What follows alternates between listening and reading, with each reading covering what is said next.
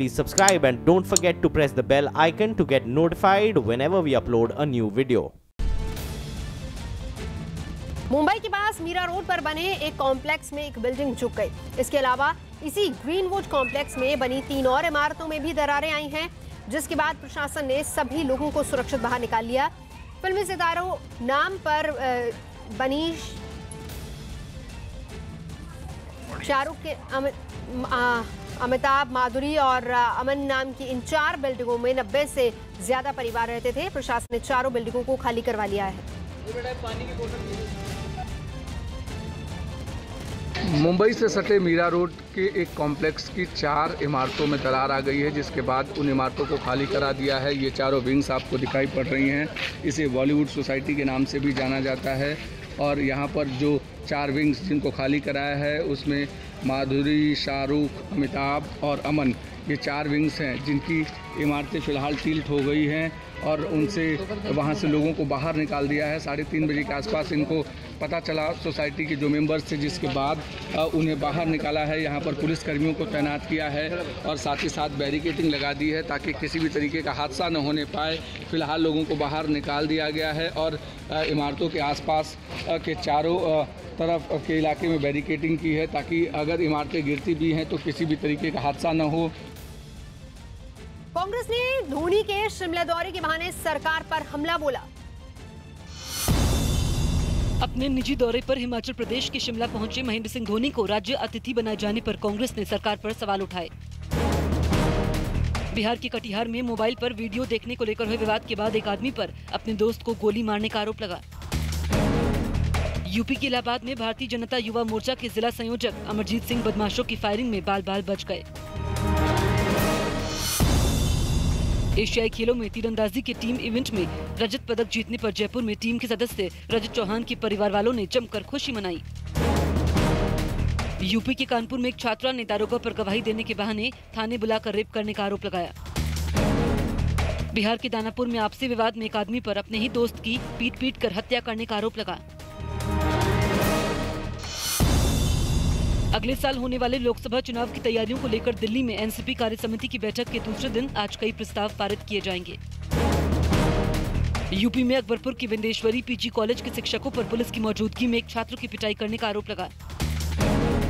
झारखंड के रांची में एक चलती कार में अचानक आग लगने के बाद ड्राइवर ने वक्त रहते बाहर निकलकर अपनी जान बचाई।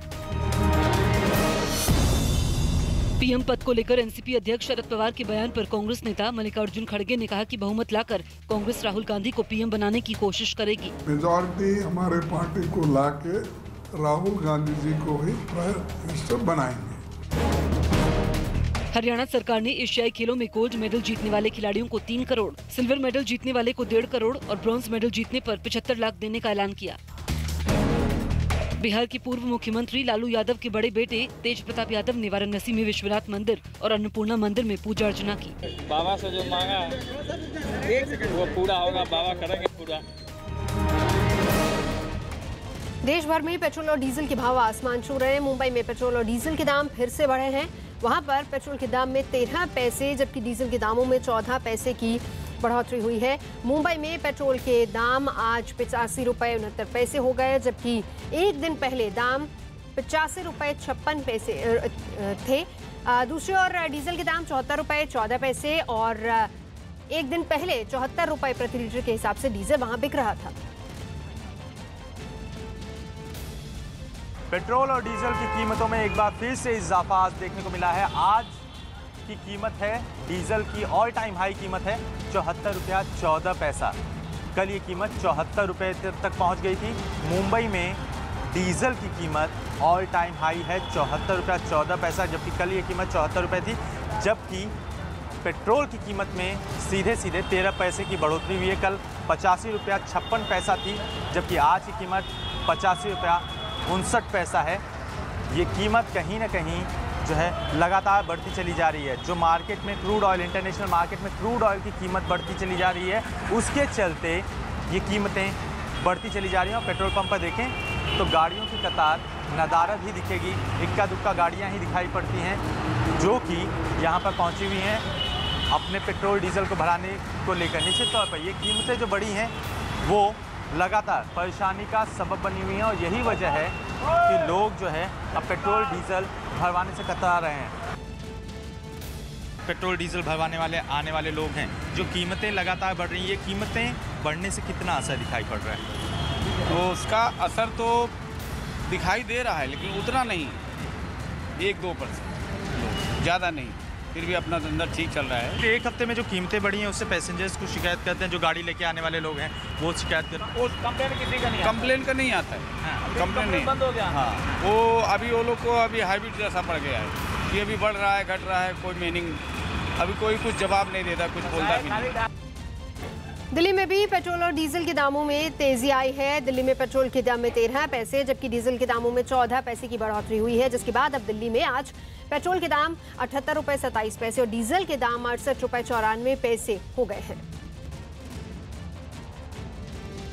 आज एक बार फिर पेट्रोल और डीजल की कीमतों में बढ़ोतरी हुई है। इस वक्त मैं दिल्ली के जनपद के एक पेट्रोल पंप पर मौजूद हूं और आप यहां तस्वीरों में देख सकते हैं आज जो डीजल प्रति लीटर दिल्ली में बिक रहा है वो है 69 रुपीज़ 84 पैसा, जबकि बीते कल की अगर हम बात करें यानी बीते मंगलवार को 69 रुपीज़ 70 पैसे था। और तो वहीं आप यहां पर पेट्रोल की कीमत देख सकते हैं 78 रुपीज़ 27 पैसा है आज प्रति लीटर बिक रहा है, जबकि कल जो था यानी बीते मंगलवार को 78 रुपीज़ 14 पैसे था, 14 पैसे था यहाँ पर प्रति लीटर के हिसाब से। सर, जिस तरीके से रोजाना पेट्रोल और डीजल की कीमतों में बढ़ोतरी हो रही है, आपका क्या कहना है इस पर? ये तो गलत ही है, रोज दाम बढ़ेंगे तो क्या करेंगे इसके अंदर, आदमी कहाँ जाएगा? हमारे पास तो कोई ऑप्शन ही नहीं है ना, सरकार दाम बढ़ाती रहेगी, हम कहाँ जाएंगे? इस तरीके से तो फिलहाल जो है लोग जो हैं वो परेशान हैं। उनका साफ साफ ये कहना है कि जिस तरीके से रोजाना दामों में वृद्धि हो रही है इससे इन्हें काफ़ी ज़्यादा दिक्कत हो रही है। वीडियो जर्नलिस्ट प्रदीप के साथ अमित कुमार सिंह, न्यूज़ 18 इंडिया, दिल्ली। महाराष्ट्र के पुणे में निर्माण के काम को कवर करने के लिए सड़क पर लगाए गए एक बोर्ड से एक ऑटो की टक्कर हो गई, जिसके बाद ऑटो पलट गया, जिससे उसमें सवार 3 छात्र ऑटो के नीचे ही दब गए और बुरी तरह घायल हो गए। हादसे के वीडियो में दिखा कि ऑटो के पलटते ही पीछे से आ रहे एक स्कूटी सवार ने खुद को ऑटो की टक्कर से बचाने के लिए अपनी स्पीड पर काबू पाया और तुरंत स्कूटी को सड़क के दूसरी तरफ मोड़ लिया। इस बीच तेजी दिखाते हुए मौके पर पहुंचे कुछ और लोगों ने ऑटो को सीधा किया और दबे हुए छात्रों को बाहर निकाला। लोगों ने बिना वक्त गवाए एक कर 4 बच्चों को तेजी से उठाकर सड़क किनारे सुरक्षित जगह पर पहुंचाया। ऑटो पलटने से हुए हादसे के बाद सड़क पर कुछ देर के लिए गाड़ियों की आवाजाही थम गई, लेकिन कुछ ही देर के बाद ट्रैफिक सामान्य हो गया। मुंबई से सटे उल्लासनगर में एक युवक की दिन दिहाड़े हत्या कर दी गई। बताया जा रहा है कि युवक ने 3 लड़कों को खुले में पेशाब करने से मना किया, जिससे गुस्साए लड़कों ने युवक को चाकू से हमला करके उसे जख्मी कर दिया। पहले एक लड़का चाकू लेकर भागता हुआ आया और उसने चाकू से हमला कर दिया, जिसके बाद उसका दूसरा साथी भी डंडा लेकर मारने के लिए दौड़ा। आरोप है कि इन लड़कों ने पहले तो युवक को बुरी तरह से पीटा, फिर चाकू से हमला करके उसकी हत्या कर दी। पुलिस ने एक आरोपी को गिरफ्तार कर लिया है, जबकि बाकी की तलाश अभी जारी है।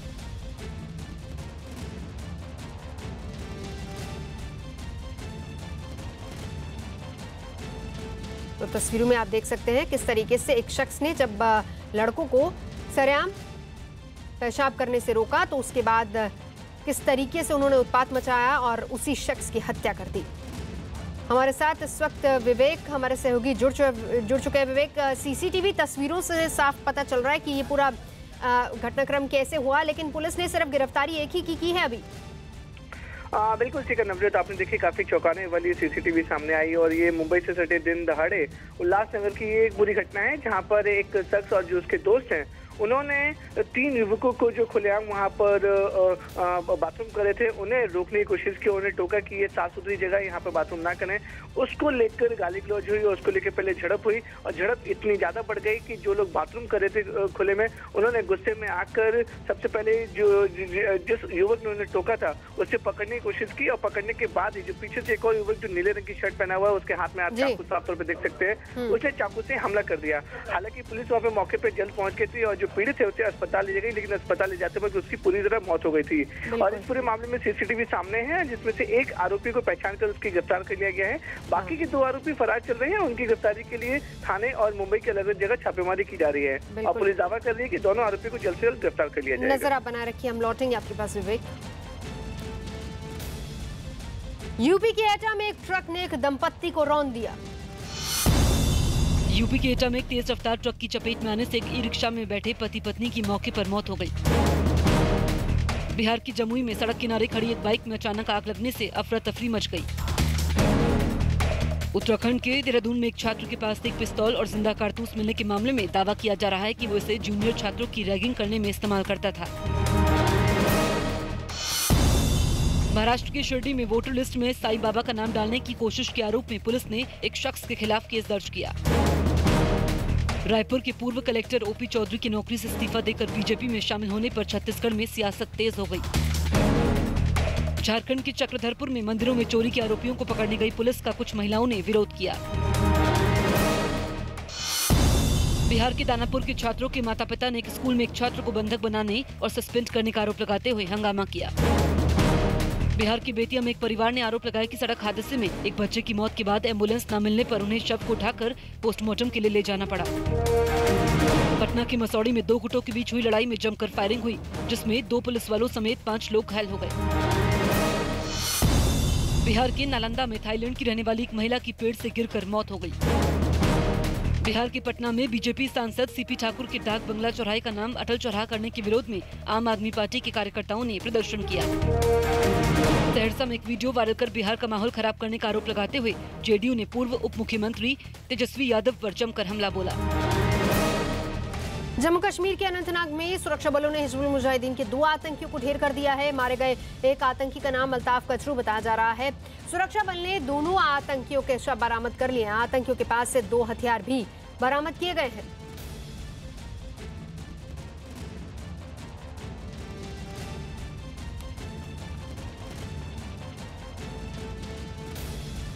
जो आज इधर हुआ मुनीवाड़ा में उसमें 2 मिलिटेंट मारे गए, लाक किए गए।